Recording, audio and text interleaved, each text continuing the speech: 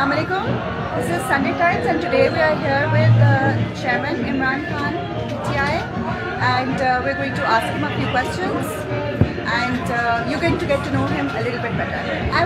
A very important question for me is, what would you like the youth of Pakistan, as in the young men and women, to learn from your experience and what you're doing right now? That life is life without struggle is a waste of human potential, number one. And it's struggle what makes people grow and evolve and discover their potential, which all of us have. And struggle in the right direction. So when I was young, much younger, my mother used to make me pray at night that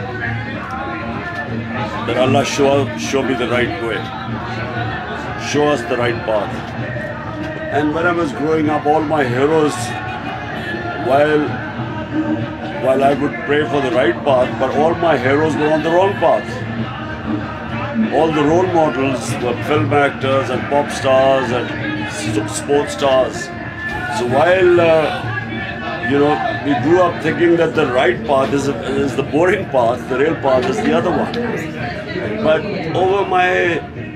through my own experience, I actually realized that what I used to think was the glamorous and exciting path, actually most of the people, because with my experience, I managed to see all sides of lives, and I realized that I understood the wisdom of the straight path, because the straight path sometimes is much more difficult, but there is inner contentment and peace. The other path outwardly is glamorous, but inside it is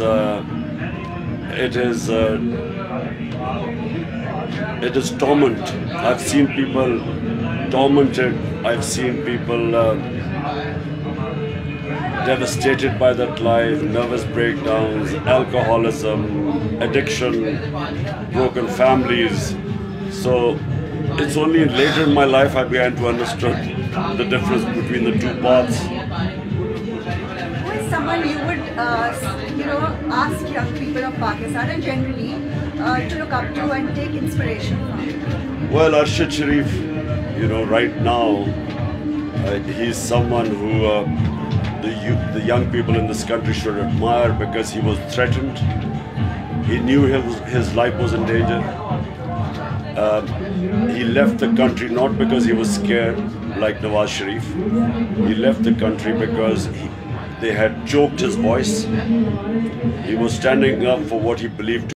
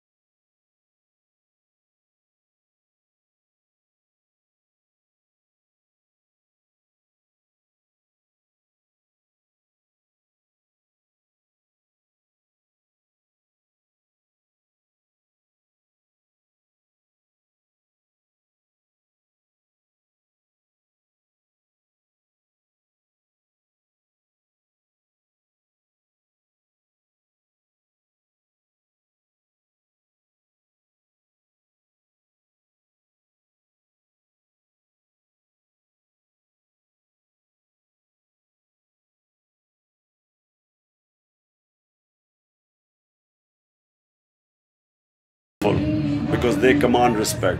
Sadiq or Ameen. So our Prophet's two great qualities was Sadiq and Ameen, means the truthful and fair and just.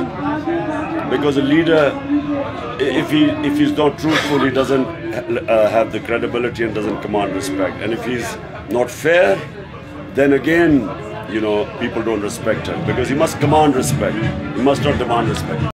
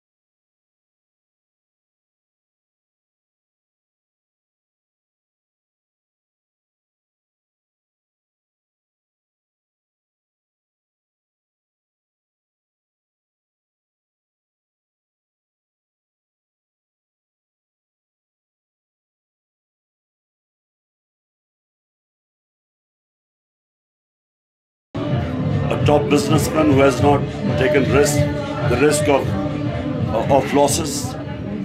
There's no soldier, no great general who's ever earned medals who hasn't controlled the risk of death. And similarly, sportsmen, all great sportsmen eventually conquer their fear of failure. So how do you keep your strength and how do you keep yourself, happy and positive? Because like you're here all day, you're so exhausted, you're hardly eating anything. That's another question I want to ask, like what do you eat when you're here? So how do you keep yourself going? Like how do you manage your stress or... Look, it's the goal, it's your vision. If I was doing this for a career, I would have given up 26 years ago. In fact, I can't imagine politics as a career.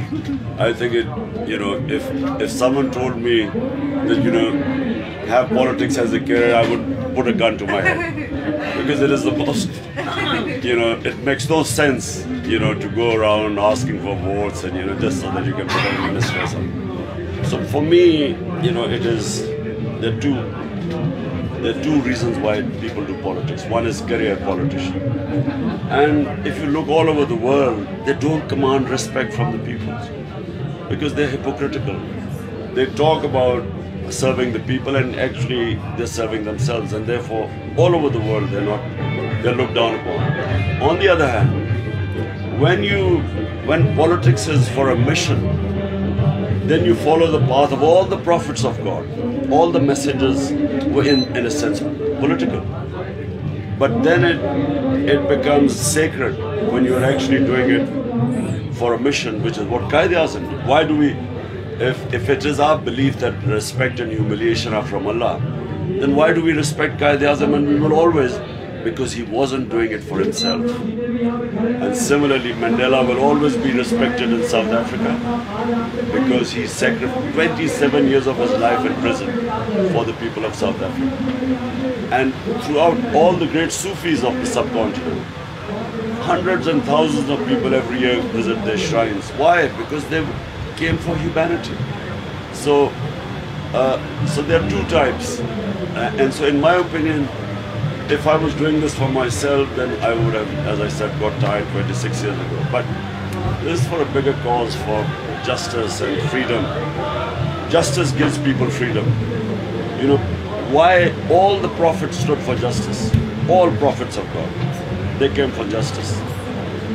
Whether it was Hazrat Musa against the Pharaoh, whether it was Hazrat Ibrahim against Nimrud, whether it was Jesus, Hazrat Isa against the Roman imperialists and the Jewish elite, they were always fighting for justice, freedom to speak, to have their views, and they stood for all of them stood for justice. So justice is the most important thing that gives freedom to human beings. And societies that have justice, they prosper. So all the societies in the world today which have rule of law, justice means rule of law. Justice means everyone equal before law. What is that one thing that gives you energy when you wake up in the morning and says, today I have to do this because when I look at this or when I think about this or this is a thought process that I have, this is my intention for the day. What is that one thing that gives you that energy? Purpose, which is this mission which I've been on 26 years. So I wake up every morning and I have a plan. When I was in government, there were so many crises, so I had to wake up in the morning and think, now there are these 10 crises, so today I will tackle 3 and so on. So you form your day according to your mission or your vision. And motivation comes from following your vision and accepting that there will be good and bad days. You see, never think.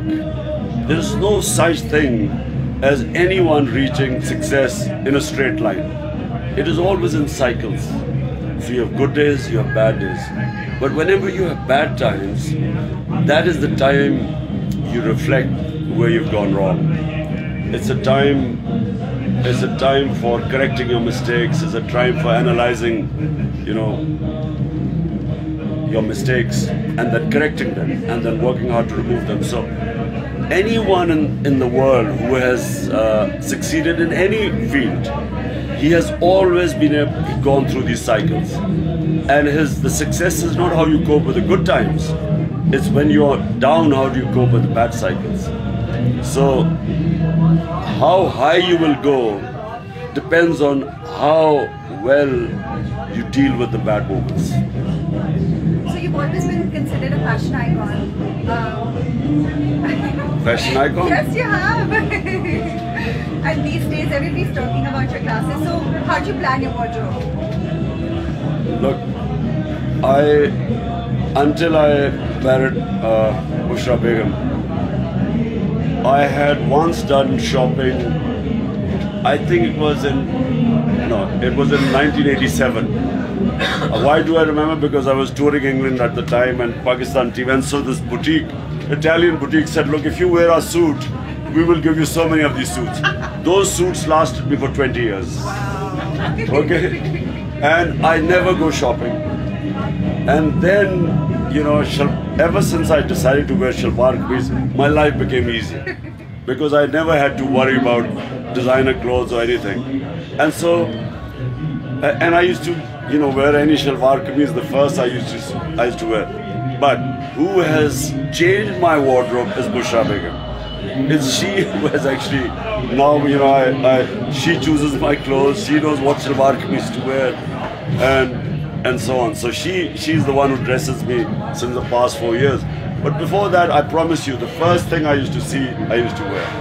What is the secret to your vitality and your fitness? I think everybody would want to know that. It is throughout mankind, throughout human history, there are only two ways for you to be fit.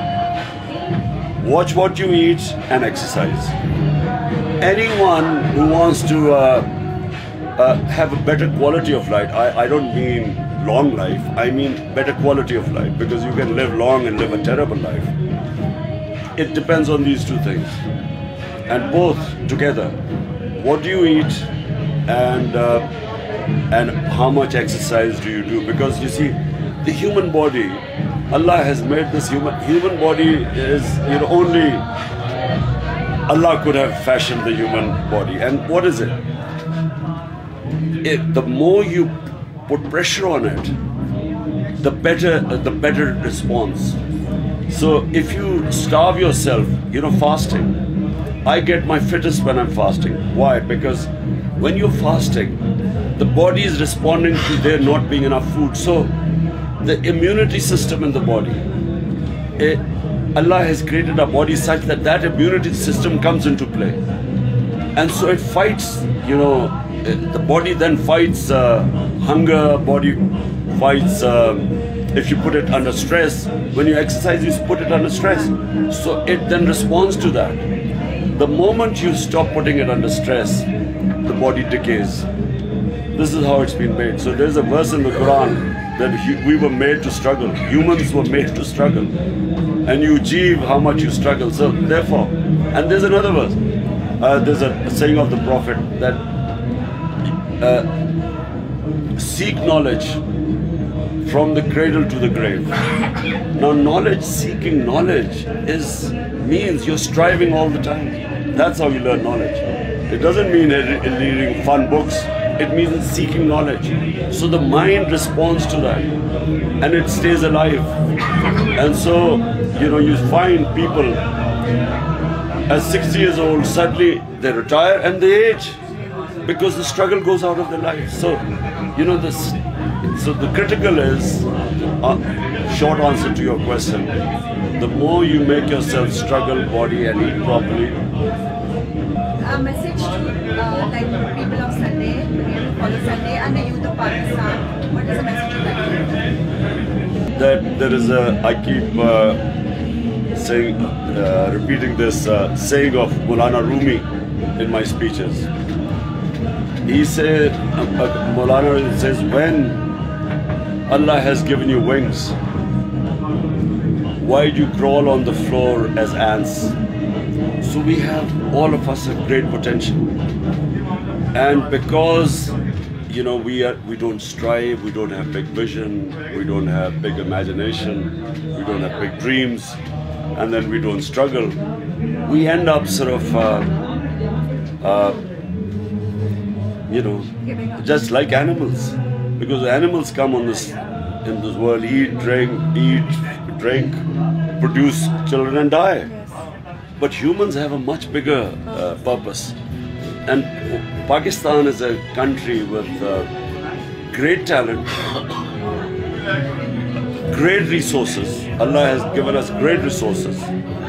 But we unfortunately have failed ourselves because neither have the people tried to change the destiny, except now I see a big change amongst the youth.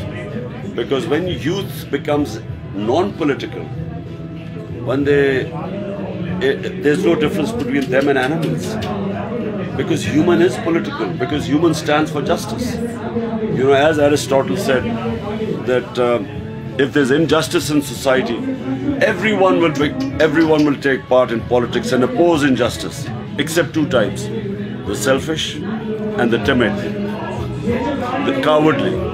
Only these two types. Because either you think of yourself or you're too scared to stand up to the powerful. And that's how society decays. because the majority of people are selfish and cowardly, the society decays.